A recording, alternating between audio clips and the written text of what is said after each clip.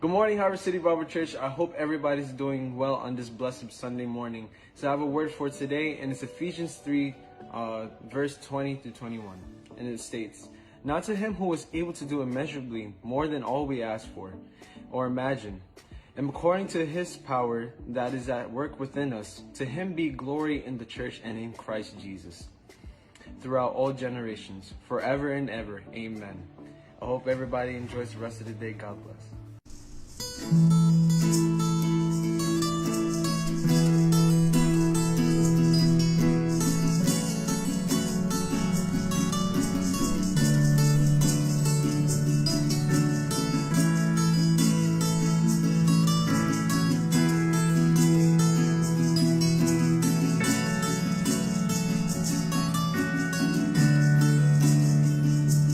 God is able, He will never fail.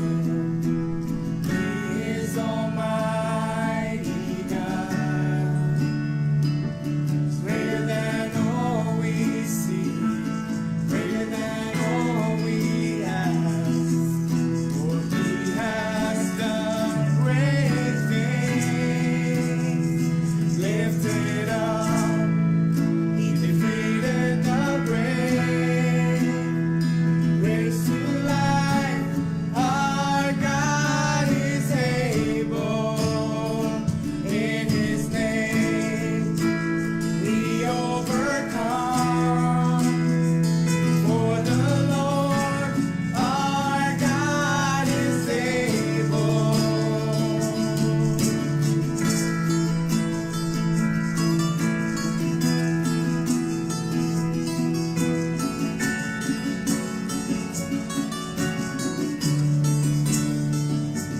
God is with us.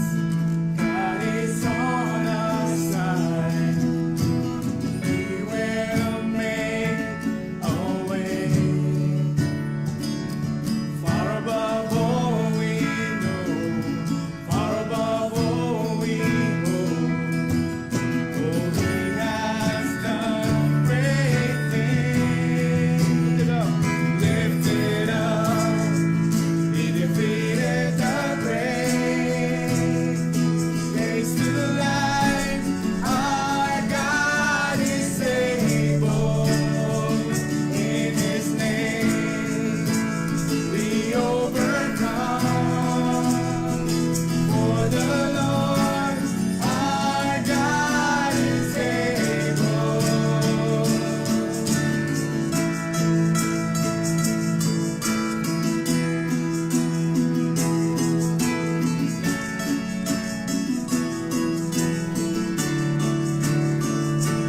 God is with us.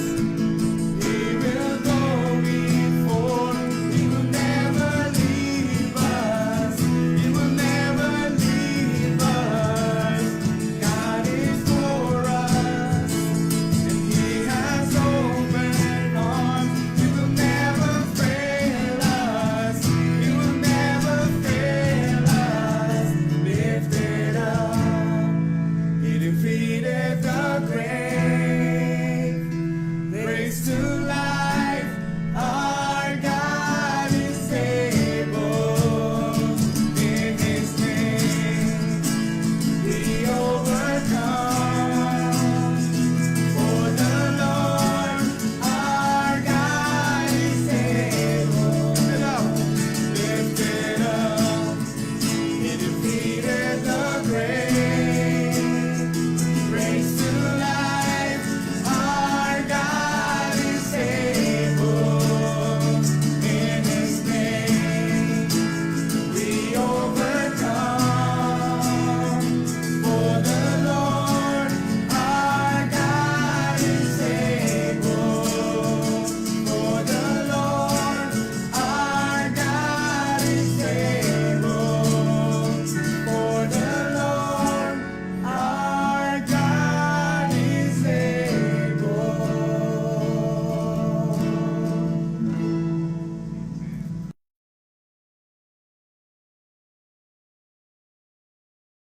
I'm no longer a slave to fear.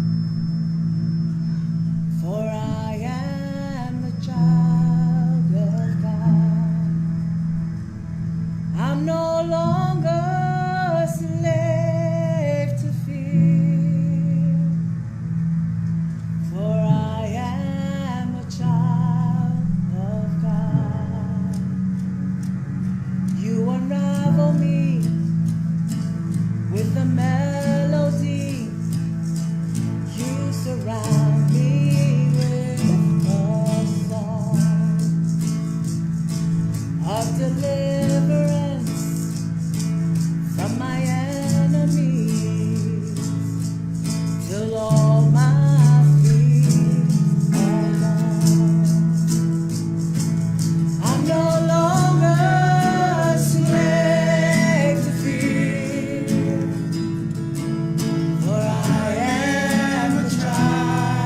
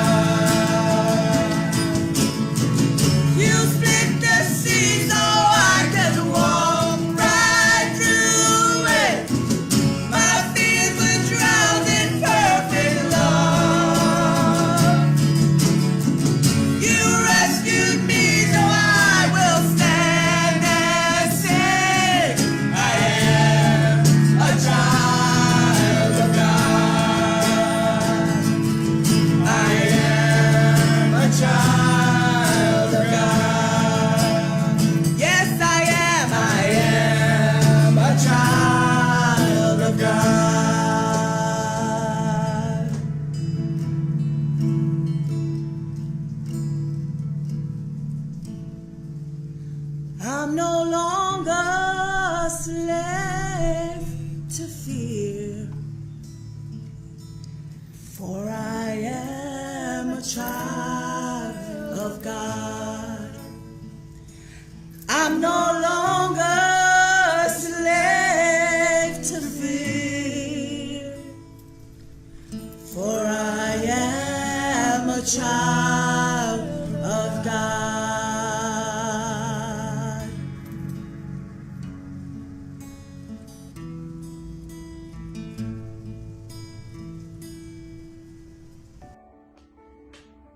Good morning, church.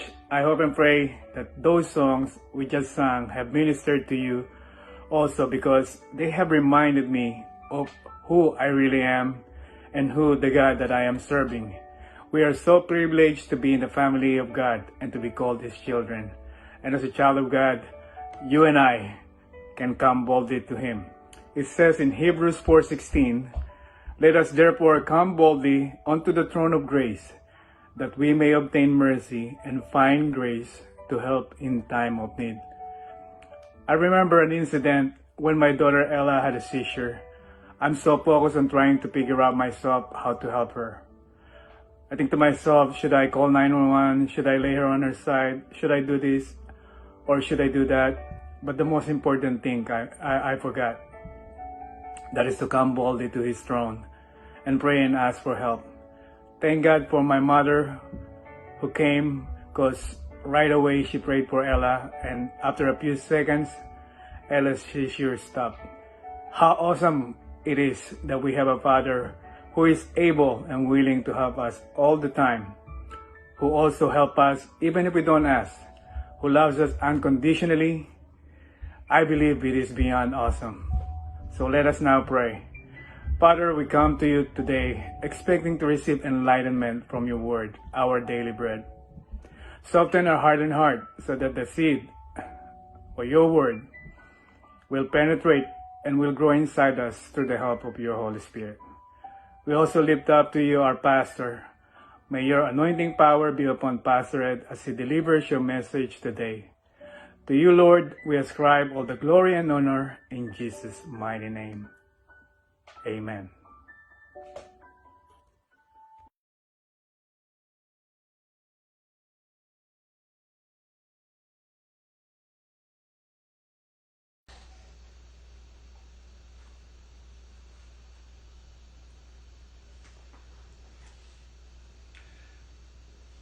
Hello, good morning, everyone. Of course, good evening, Philippines, those who are watching us on the other side of the world. But anyway, thank you so much for tuning in. Thank you for joining with us.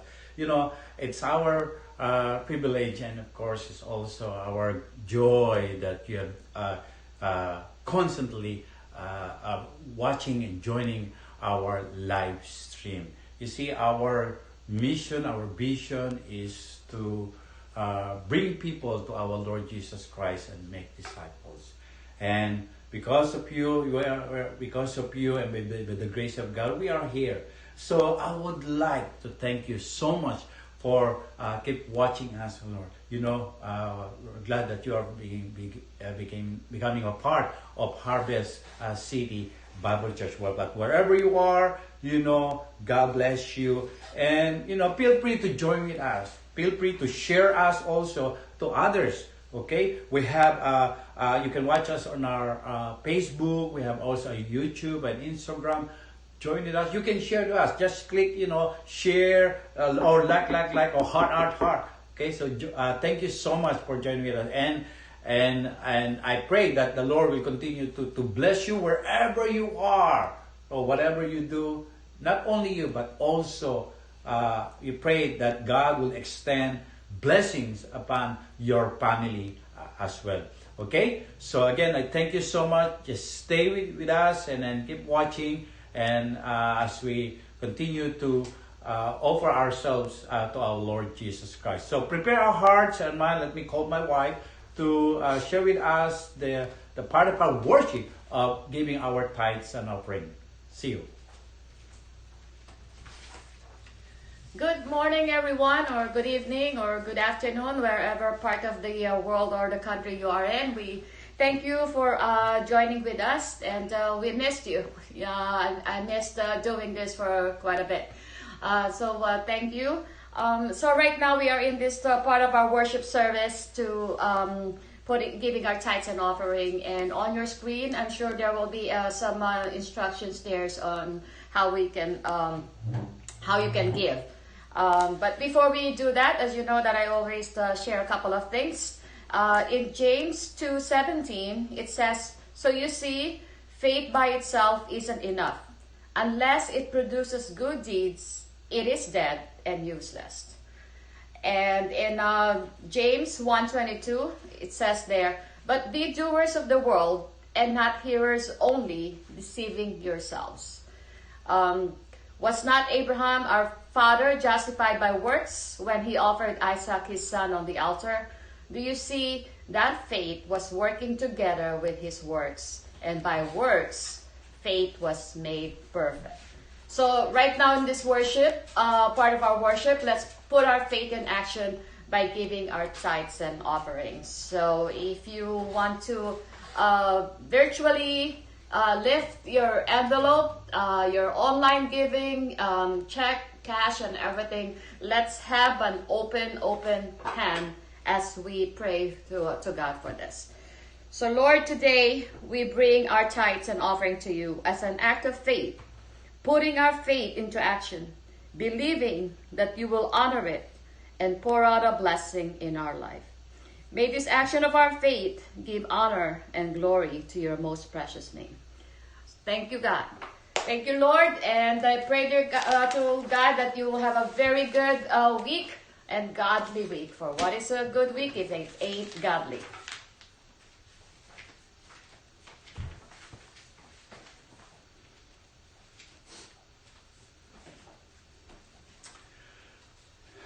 All right, welcome again to Harvest City Bible Church. You know, if you're watching with someone, you can say to them, "God bless you, God bless you." All right. So again, thank you so much for tuning in, and I hope that this day will be a blessing. And I'm sure that God is ready to pour out His blessing because He is able. Amen. Can you say that with me? He is able. God is able. You know why? Because you are a child of God. Say that with yourself. I am a child of God. Come on. I am a child of God. Or you can type in the comment section, "I am a child of God." And God is able. Amen. Amen. Now let's dive into our message today. One of my favorite verses in the Bible is Luke chapter 19 verse 10. Luke chapter 19 verse 10. It's not my life verse, but it's one of my favorite verses in the Bible. It's on your screen. You can read with me together. Luke chapter 19 verse 10. It says, "For the Son of Man came to seek and to save that which was lost." You know, that's what Jesus' reason why He came down from heaven to earth, to our world, is to save those who are lost. You know what? I was lost. And I don't know if you want to admit that you are also lost. But if you say you're not, then better think if Jesus did really come for you. But you know what? Not only our Lord Jesus Christ came to seek and to save the lost, the Bible also, Jesus also said that He came to preach the good news. Say that to me, the good news. Good news. And not only that, the good news, as He came also to heal every disease and sickness. To heal every sick and sickness. In fact, in the Bible, there are more than about 25 specific accounts of healing miracles that are recorded in the Bible that Jesus performed. And not included those many people who have been healed by our Lord Jesus Christ. It didn't specifically mention their names.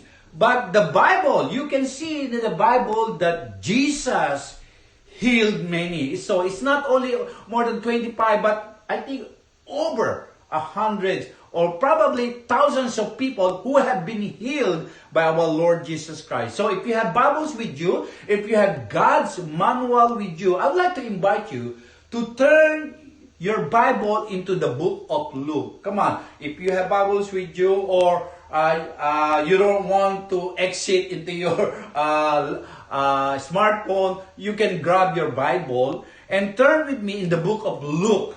The book of Luke. Of course, the book of Luke, you can find it in New Testament, in Matthew, Mark, and Luke. Book of Luke. And today we're going to look at two specific accounts, two specific instances of Jesus healing miracle during his earthly ministry.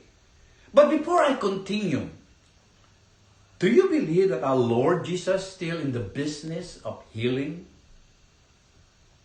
You can type it yes, or you can type it no. But I do believe that our Lord Jesus Christ is still in the business of healing. But how do you respond when you or someone you love that suddenly is struck by illness or crisis? How should we respond? Right? How should we respond? Today we're going to look at the healing power of Jesus over two instances, over a man full of leprosy and over a man that was paralytic. Now, I'm glad, and thank God, we're not on those situations that we don't have that kind of skin disease or we're paralyzed, But everybody, I'm sure we all went through physical illness. Right? Physical illness, and by the grace of God, we've recovered, we got healed. But let me tell you this. I want you to listen to this. Our God was not only concerned with our physical healing. He is much more concerned with spiritual healing. Because the truth is, physical healing is just temporary. Spiritual healing is eternal. Okay? Now, first of all, let's look at Jesus encountered a person with a leper, and it's found in Luke chapter 5 verses 12 to 16. So Luke chapter 5 verses 12 to 16. Let's read verse 12. It's on your screen. It says here, while Jesus was in one of the towns, he came along who was covered or who was filled with leprosy. In the Bible, the term leprosy, whether it's an Old Testament or New Testament, the term leprosy is a catch-all word, or it's a general word that describes any kind of skin disease. Any kind of skin disease. Today, the disease, leprosy, is very rare. Right? Very rare and treatable. This kind of disease is during those times. It could be the heartbreak of psoriasis or a very contagious disease. But today, this kind of disease of leprosy is very rare and treatable. But here, the disease of leprosy seems to be more serious kind during those times. More dangerous in any kind of disease that our world are facing right now, like the coronavirus. Leprosy during those times is more contagious and infectious. But Luke, Dr. Luke, the one who wrote this, Luke knows that this man was full of leprosy. Say that with me, full of leprosy. And no one will be able to come near to him. Now, you know what? It's interesting that when we look at the Bible, leprosy is a real disease. This is true, a real disease. But it's also a picture of sin in our life. Let me point out 4 ways that leprosy is like sin. Number 1, like leprosy, sin starts very small. Sin starts very small. Yeah, sometimes you cannot know a person who has leprosy until it has spread rapidly into a full-blown case. And I believe it's the same with sin. Sin starts and is small. It's like the sin of, like give you an example, like King David. It's a sin. It's like a sin of snowballs. It starts with the small until it's getting bigger and bigger. Sin starts very small. It's the same way with the sin. It starts and small, but if left unchecked and untreated in our life, it will grow and grow and grow and grow. Second, like leprosy, sin is hideous. Sin is hideous or gruesome or shocking. When sin is not treated, it brings destruction, not only on individual's life, but also bring a broken relationship. Look at what happened to our relationship between, our relationship with God. Because of this small sin, disobedient, but it grows. It grows. Thirdly, like leprosy, sin is infectious. Say that with me, infectious. It contaminates everyone and everything it comes into contact with. This coronavirus that our world is facing is nothing compared to leprosy. Because leprosy is very infectious during this time. But sin, let me tell you this, sin is more infectious because it spreads and destroys everything it touches. And lastly, fourth, like leprosy, sin is incurable. Sin is incurable. In biblical times, there was no cure for leprosy. In biblical times, there was no cure for leprosy. But today, there's a medicine to cure leprosy. But on sin, you and I cannot cure sin. There is no medicine for our sin. There's no medicine to that. Only the blood of our Lord Jesus Christ can cure for sin. Amen? Only the blood of our Lord Jesus Christ can cure for sin. Now, here we have the leper, filled with leprosy, who sees Jesus. And what does he do?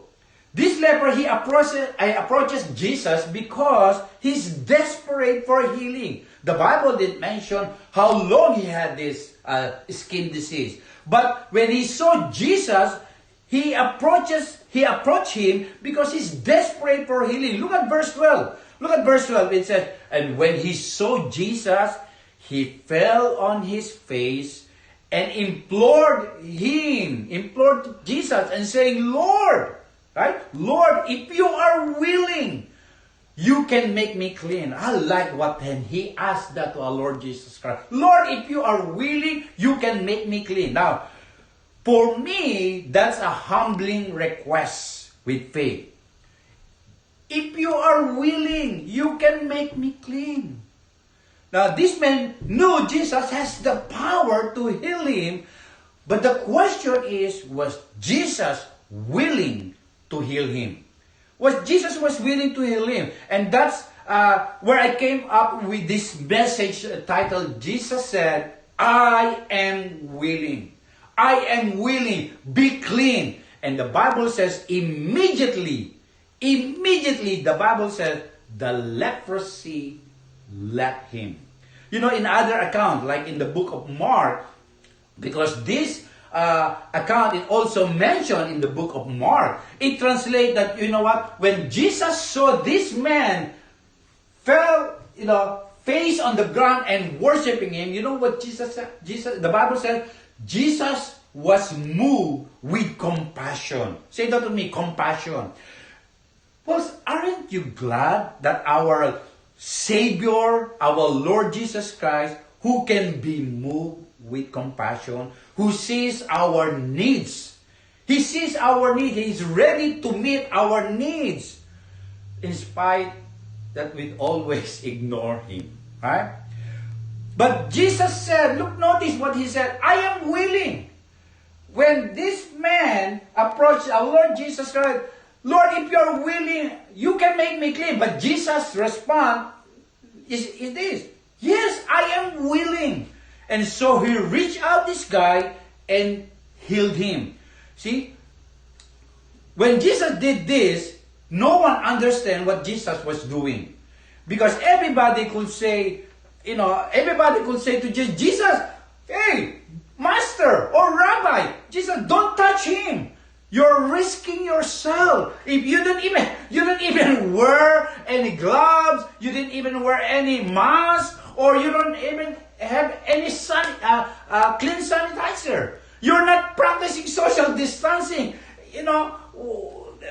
This skin disease is very dangerous.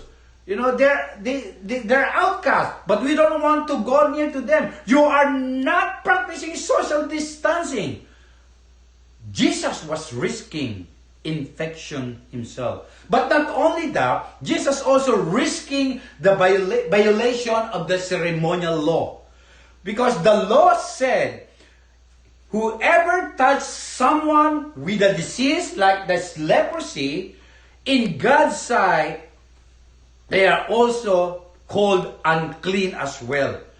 Anybody who touches the leper is automatically unclean. But let me tell you this. Here's the great picture what Jesus does for us. Even though Jesus was the sinless, perfect Son of God, He was willing to become contaminated for us. He was willing to reach us out and take our sin and bear upon himself so he could provide us with the righteousness of God. I like what Paul said in 2 Corinthians chapter 5 verse 17. Read with me. It says, God made him who had no sin to be sin for us, so that in him, he's talking about Jesus Christ, so that in him we might become what? Righteousness of God. You know what Jesus said? Yes, I am willing. I am willing for your sake. I am willing to be contaminated. I am willing to be sin for your sake. That's what our Lord Jesus said. I am willing. Right? Jesus willingly took the stain of our sin so that he could cleanse us from all unrighteousness. Now, what Jesus did was very strange. Right? Very strange to this leper who had a leprosy. He ordered the leper to tell no one. Did you notice that in verse 14? When Jesus healed the man, Jesus ordered the man, hey, don't tell anyone, but go. Say that with me, go. Show yourself. Say that with me, show yourself to the priest and offer the sacrifices, just what Moses commanded for your cleansing as a testimony to them. Now, this is like a ceremonial law. It's a law that has passed during those times.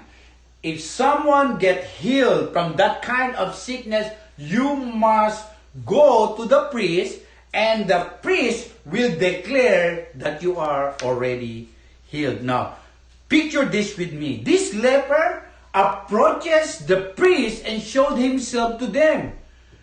And when this leper, came to the priests were surprised. They saw this man, look at this leper. He was clean. Who healed you? I can imagine this leper start giving his testimony. Hey, look at me.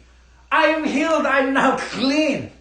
Why? Because this Jesus who came to our world, walking around, going around, has the power to heal every diseases. Now let me ask you, is Jesus your healer? Is Jesus your healer? If he was, if he healed you or from any kind of disease, any kind of sickness, have you told anyone or share to someone that Jesus healed you. That's what this leper did. He shared to everyone, to the priest and to everyone, that he has been healed, that Jesus healed him. Now, we can learn few things in here. First of all, to prove that you are cleansed, you must show yourself where the priests are, and because they are the one who can declare that you are already clean. That's the law of Moses. Why priests? During this time, priests represent the spiritual leader in the community, or priest represents the church, the synagogue, and the temple. Priests were, they work at the church, they stay at the church, So when someone gets sick and get healed, the law of Moses said you have to go to church. You have to go to the priest where they are. When you are healed, you must first go to church. Now, today, when people get healed from their sickness, where do they go? Right? Where do they go? There's something to think about, right? Second, not only that, they are required, the Bible said, Jesus told to the men, go to the priest and offer sacrifices. This is the second, I notice here that they are required to offer something. When a person got healed from any diseases or sickness, when they got healed, they had to offer sacrifices to something. During those times, probably if they have animals, if they have birds, if they fruits, even if they have money, even pennies, you have to offer something as a sign of thanksgiving that you have been healed. But look at verse 15. It tells us that the news about Jesus was spreading even further as the result of this miracle. And so if someone is sick and get healed from any sickness, he or should not ashamed to tell everyone that Jesus heals. This is what I'm trying to, to point out. If God heals you, would you tell everybody? Would you tell your families and pray, hey, God heals me? That's the testimony. But notice, but then Jesus again does something that is completely unexpected. So while the momentum is building, look at it, verse 16. Verse 16, it says, but Jesus often withdrew himself to lonely places and prayed. A few Sundays ago, we talked about the importance of prayer. The importance of prayer. If our Lord Jesus Christ spent a lot of time in prayer, we as believers of Him, we are children of God, ought to spend more time in prayer. As a pastor of a small congregation, I can tell who's not are interested in prayer. Why? Because they are excited to join during the weeknights life group. They're excited to pray and to be prayed for. Let me ask you, do you believe in prayer? Do you believe in prayer? Do you pray? Do you pray? When someone had asked you to pray for them, can you please pray for me? Do you pray for them? Those who are sick, those who are in need or looking for a job, do you pray for them? Or do you just reply the emoji, text them the emoji, praying, I'm praying for you. But do you really pray for someone who asks you to pray for them? I try my best to practice, to apply that. Instead of, if someone is telling me, Pastor, please pray for me, I'm not just telling, hey, I'm praying for you, or text them. No, I'm going to call that person. I'm going to pray for you. Right? Never underestimate the power of prayer, because the secret to Jesus' power and extraordinary effectiveness was His commitment to prayer. Now, those people around Jesus Christ, that even the disciples would say to him, "Hey, Jesus, Master, why do you isolate yourself? This is no time to be praying. We need you up front. Don't isolate yourself from people. They need you here, healing more people, doing more miracles." But you know what? Jesus understood there would always be more people to heal. There would always be more work to do. Even if I heal them, people still get sick again. You know what I'm talking about here? Even if people get healed from their sickness, people still get sick again. But Jesus knew the most important time he could do is spending more time with his Father in prayer. Friends, I said it again and again, never underestimate the power of prayer. And you know the Bible says, this man, immediately the leprosy left him. Now let's go and jump to the second miracle. This miracle that Jesus did was in public. Unlike the leper, it's a private, but this one is public. Now, for the sake of our time, let me summarize this story, because it says here that behold, some men. When Jesus was in someone's house, there are a lot of people crowded him. So, behold, there was this man carrying on a bed a man who was paralyzed. Now, we're talking about this paralytic man. And this man, they were trying to bring him in, this guy, and set him down in front of Jesus. They wanted him to be with Jesus because they believed that Jesus had the power to heal their friends. And so they carried him on the stretcher, they carried him on the stretcher in order to be placed in front of Jesus.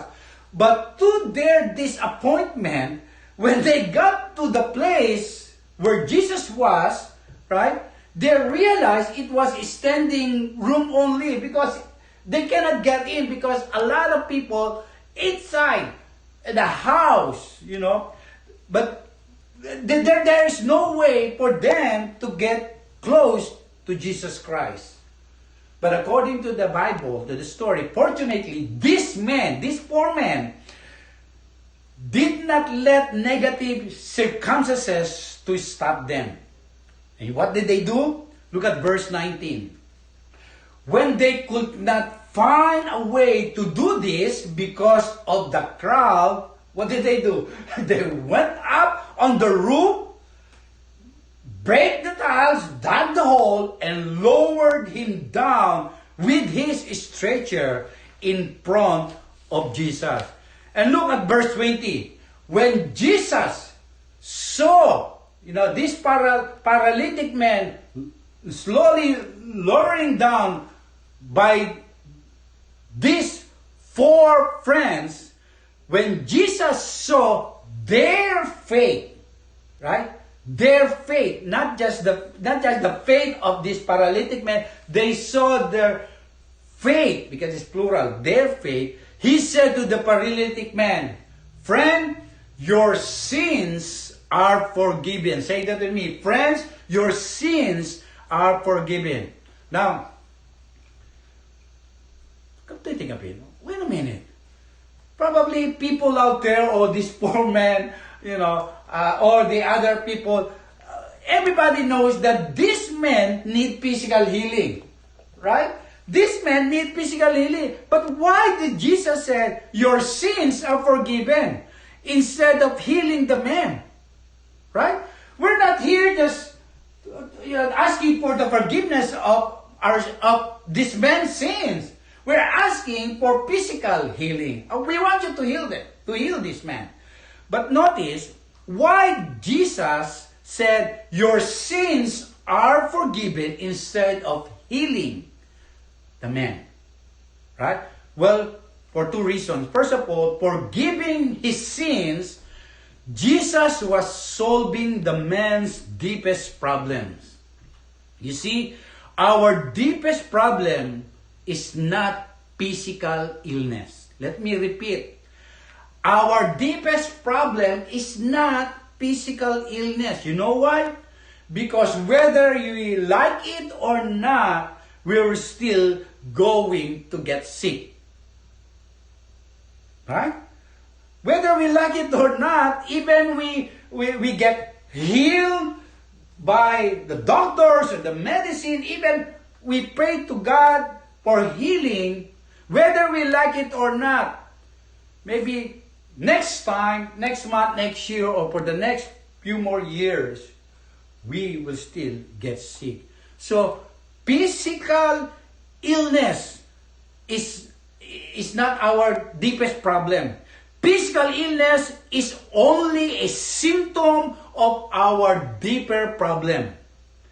A deeper sickness we all have is the sickness, are you ready for this? Is the sickness of sin. All physical illness is caused by sin. Now wait a minute. Don't misunderstand what I'm saying. I'm not saying all physical illness is caused by a particular sin we have committed. But the reason we all get sick is we have all inherited the sin virus from Adam. You see, God's plan for us originally never was that we will get sick. That's not the original plan of God, that we all get sick, that we will never die, But because of Adam's sin, we have inherited the sin virus. Look at this, Romans chapter 5, verse 12. It says, therefore, say that to me, therefore, just as sin entered the world through one man, and death through sin, and in this way, death came to all people because all have sinned. So, don't be surprised why people get sick and die. It's because we inherited the sin virus from our first parents. And the second reason why Jesus, your sins are forgiven, is because He is the Messiah. He is the Messiah, the anointed one. Remember when John the Baptist began his ministry, he said to everyone who's listening to him, he said, look, behold, look, the Lamb of God who takes away the sins of the world. He's pointing to Jesus Christ because He is the Messiah. Jesus is the only one who has the power to remove our sins. Let me close with these 3 suggestions, okay? 3 suggestions that we can apply in our lives on what to do or how do we respond when illness comes into our life. You may not sick today. You may not have sick today, but we can always get sick. Now, we don't know when, But how do we respond when illness comes into our life? Not only illness, but also when crisis into our life or a life of someone we care about. Number 1, we are to ask God for healing. We are to ask God for healing. Look at this. 1 John chapter 5, verse 14. It says, this is the confidence we have in approaching God, that if we ask anything according to His will, He hears us. Now, I want you to listen very carefully to this. There is no promise in the Bible anywhere that if you ask for something, He will automatically give it to us. There is no said in the Bible that every time we ask God for anything, He will answer our prayer. No. No promise like that in the Bible. What there is promise in the Bible, what is this? You can ask God for anything and He will answer that prayer request according to His will. According to His will. That's what the leper did, didn't he? He said to Jesus Christ, Lord, if you are willing, I know you can cleanse me. Isn't that the same that the Lord Jesus Christ did when He was in the Garden of Gethsemane? He boldly pleaded to God, to the Father, and to provide another way in the cross. That when He said, Father, if your will, let this suffering move away from me. Yet, not my will, but your will be done. I think that's the kind of prayer that God wants to hear from us. Lord, I pray for this, but not my will, but your will be done. Folks, whenever we face a need in our life, we're not here to try to say, I wonder if this is God's will for me or for my family, or I don't know if I should pray like this. No, we can ask God. We can ask Him anything what He places in our heart. Anything we can ask God. Boldly ask, but quietly trust in Him to do what is best. That is faith praying. Number 2, when illness comes into our life, not only to ask God for healing, but also we need to examine our life for unconfessed sin. We need to examine our life for unconfessed sin. Now, not all illness is a result of our own individual sin. But sometimes it is. Sometimes, if we are living apart from God, or we don't fulfill our promise that if God will bless us, or if we ask God to grant the desires of our heart, for example, heal us, give us a job, I need this, but when God grant us the desire of our heart, but sometimes if we don't fulfill, because sometimes we ask God, Lord, if you are going to give me a job, I'm going to go to church, I'm going to join Bible studies, I'm going to fulfill, my duty to you. But you know what? The lesson we can hear is, if we don't fulfill those promises that we said, God sometimes may use illnesses. God may use illnesses, but not as a way of punishing us, but it's a way to get our attention. God will say, I thought when you need healing, you're going to serve me. Or you're going to give back what belongs to me. But how come when you get healed, you never fulfill your promise? And that's why, Paul, one question we need to ask when we face illnesses: is there anything in my life that may be displeasing to God? That's why we need to examine our life for unconfessed sin. That's what James chapter 5 verse 14 tells us. Is any one of you sick? You should call the elders of the church to pray over him and anoint him with oil in the name of the Lord. Take notice of that. Anoint him with oil in the name of the Lord. Now, some people believe that oil was a medicinal agent, which is in the New Testament. That's where they use, oil.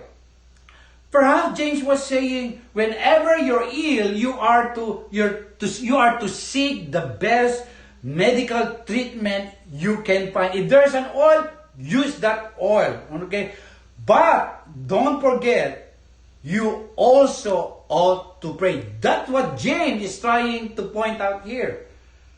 Yes, you can use medicinal agent like oil, but don't forget to pray, because the healing comes when you pray. Some people say the anointing represents the Holy Spirit. It representative of the Holy Spirit's power. But whatever this is the anointing of oil. When someone is sick, the anointing of oil is okay. There's no problem with that because it's biblical. But make sure the power is not in the oil. Make sure the power is not in the oil. And I've seen someone putting some, cooking oil, vegetable oil, canola oil, or virgin oil, and do lots of ceremonies. Others they put additional salt, pepper, and garlic, whatever. It seems like you're making that person like an adobo. You're cooking it like an adobo. But anyway, the command is this: when everybody is sick, let people pray for you. That's what James is telling us here. When somebody is sick, let people pray for you. That's where the power is. It's not in the oil. It's not in the mud. Not our saliva. Others are putting saliva in there. Okay, God heals you. May the healing be upon you. No, or in anything else. It's in the prayer. It's in the prayer. Whenever we're sick, we ought to have people prayed for. Notice the next verse in James chapter 5. Okay, verse 15, it says, "And the prayer offered in faith will make the sick person well." You notice that? And the prayer offered in faith will make the sick person well. And the Lord will raise him up. If he has sinned, he will be forgiven. If he has sinned, he will be forgiven. And therefore, confess your sin to each other and pray for each other so that you may be healed. All like that, right? Now, what is this all talk about sin? You know what James is saying? Not all sicknesses caused by sin, but sometimes it is. If your sickness is the result of sin, you need to confess your sin first to God and then to one another. That's what James tells us. And then to one another as well. What to do when illness comes? Ask God for healing and examine our life for unconfessed sin. Last but not the least, seek the prayers of others. Seek the prayers of others. Say that with me. Seek the prayer of others. Or you can type in the comment, I will seek the prayer of others. You see, when you face illness or some other great need in your life, you ought to seek the prayer of others. You ought to seek the prayer of others. Don't be ashamed. Look, I'm sick. Can you pray for me? Or I am in need. Can you please pray for me? Right? But listen to this. Be very careful to whom you seek for prayer.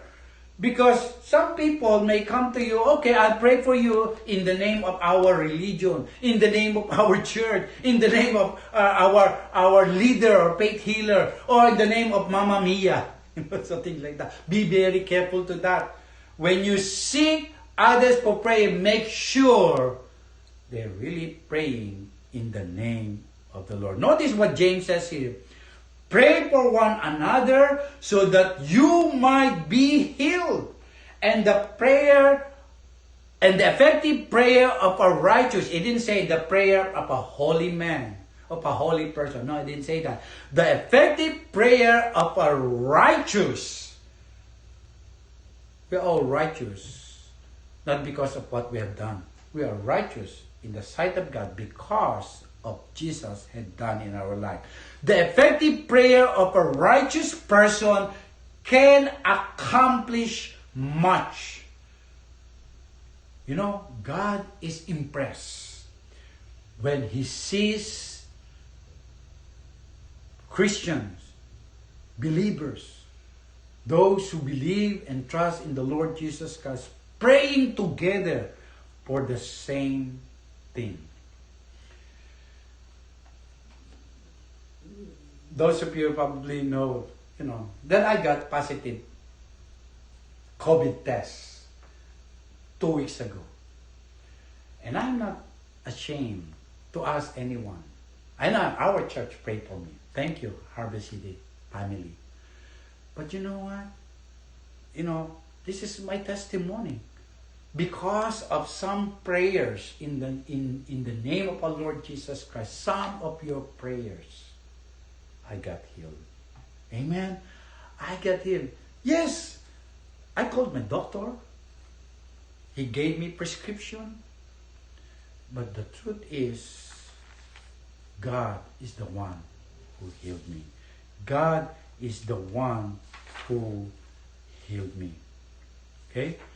Now, God takes notice when His people are praying together for the same thing. That means when you are facing great need in your life, don't keep it to yourself. Let other people pray for you, because the Bible says the effective prayer of a righteous person accomplishes much. How do we respond when illness comes to our life? You may not be sick today, but you know what? When illness comes, we need to ask God boldly to answer our prayer. We need to examine our lives for unconfessed sins. And last, we need to seek the prayer of others, godly Christians. Folks, let me challenge to all of us. If you are facing illnesses today, you can seek God for healing.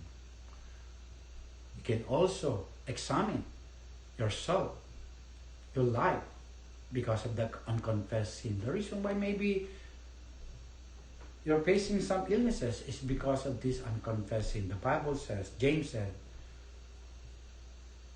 you can ask anyone for cleansing to God, from God, to cleanse and forgive our sins. And last but not least, don't be ashamed to tell anyone. Seek others for prayer. Amen? Let's bow our head and pray. Heavenly Father, we would like to thank you for the message today. Father God, we may not in the situations like this leper or this paralytic man, but the truth, Lord, is we can be infected by any kind of diseases. But the truth also is because of people get sick. It's not just because of these sicknesses and disease. It's because the root cause of our sickness is the sin that we have inherited from Adam and Eve. But Lord, today, what I'm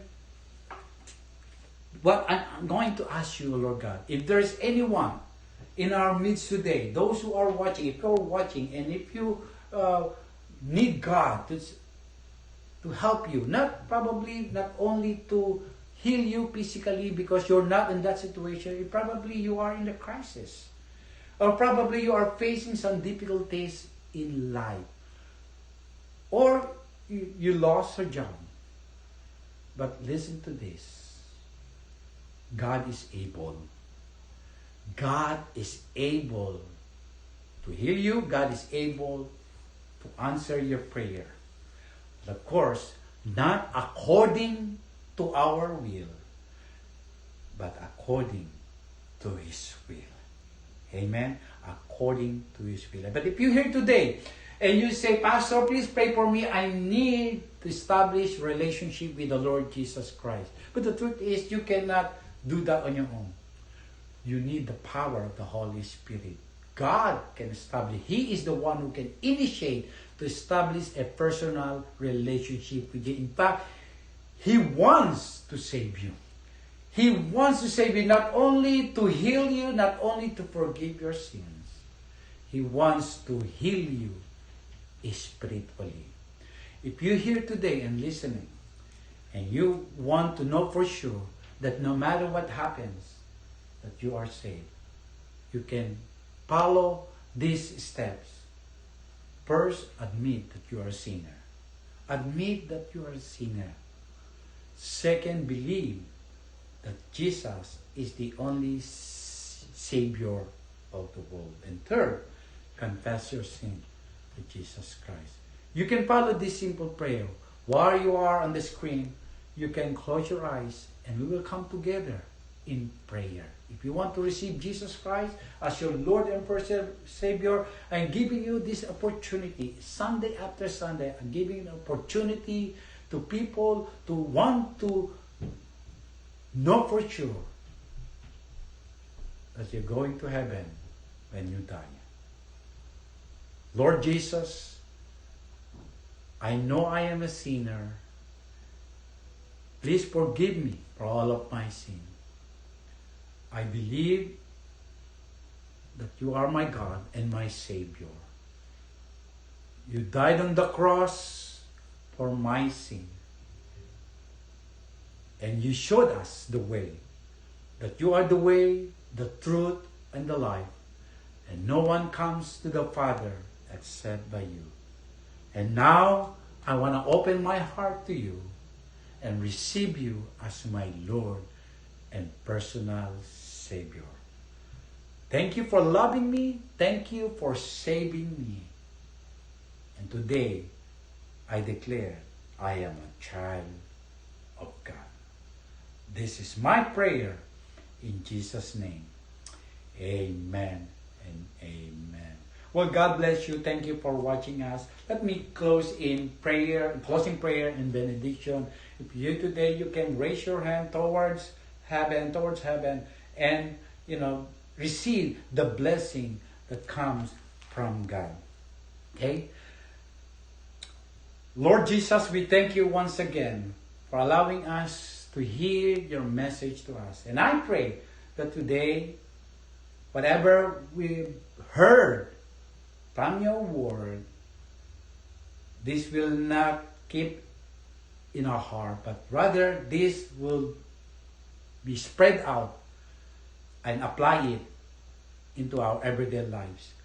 Lord, help us. Give us also a courage and bold to share you with others, especially all the world that who don't know you as their Lord and personal Savior. And now may the grace of God, the love of our Lord Jesus Christ, and the abiding of the Holy Spirit be with us all. This is our prayer in Jesus' name. Amen and amen. God bless everyone. Thank you for watching us. So see you next Sunday. God bless.